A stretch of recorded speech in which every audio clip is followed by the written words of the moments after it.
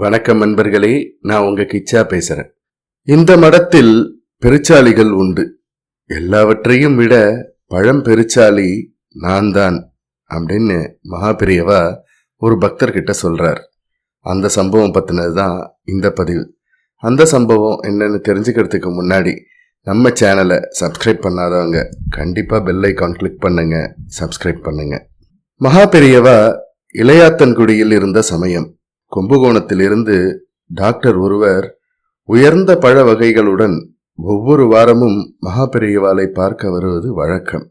ஒருமுறை அந்த டாக்டர் மடத்தில் கைங்கரியம் செய்து வந்த மேலூர் ராமச்சந்திர ஐயர் என்பவரிடம், மாமா, பழங்கள் எல்லாம் வழக்கம் போல கொண்டு வந்திருக்கேன், விலை உயர்ந்தவை, பத்திரமா எடுத்து வச்சு மகாபெரியவாளுக்கு சாப்பிட்றதுக்கு கொடுங்கோ, மடத்துல பெருச்சாலி எல்லாம் இருக்கும், பார்த்து கொள்ளுங்கள் என்று சொல்லிக் கொண்டிருந்தார்.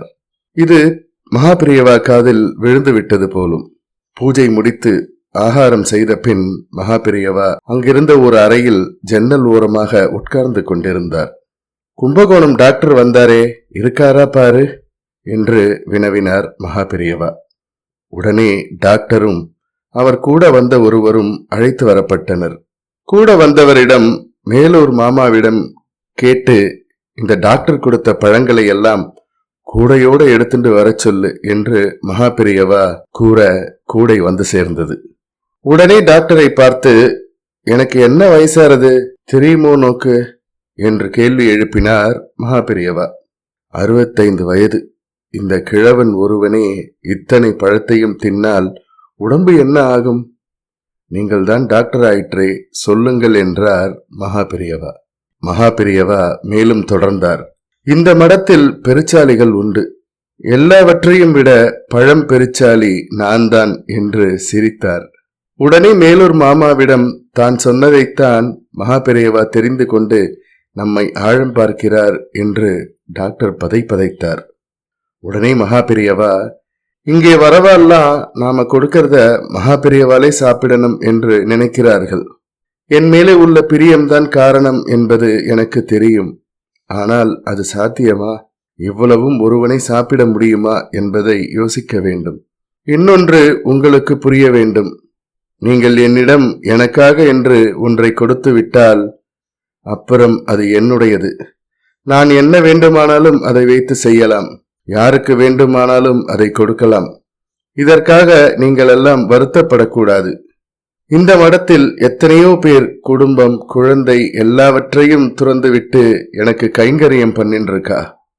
அவளுக்கெல்லாம் கொடுக்காம நானே சாப்பிட முடியுமா? இவர்களையெல்லாம் பராமரிக்க வேண்டியது என் பொறுப்பு. நானோ சந்நியாசி, பக்த கோடிகள் கொடுப்பதைத்தானே நான் தர முடியும் என்று கூறினார் மகாபெரியவா. மன்னிக்கணும் மன்னிக்கணும் மகாபெரியவா, என் கண்ணை திறந்துட்டா என்று டாக்டர் அழுதார். அடுத்த கணம் அத்தனை பழங்களையும் ஜன்னல் வழியாக மகாபெரியவா ஒவ்வொன்றாக எடுத்து கொடுத்து கொண்டிருந்தார். அந்த புறம் யாரென்று பார்த்தால் சில நரிக்குறவர்கள் காட்சி தந்து கொண்டிருந்தார்கள். தங்களை நோக்கி மகாபெரியவா கொடுத்த பழங்களை ஆவலாகவும் ஆச்சரியமாகவும் எடுத்துக்கொண்டு ஆனந்தப்பட்டனர் அந்த நரிக்குறவர்கள். எட்டி பார்த்தார் டாக்டர்.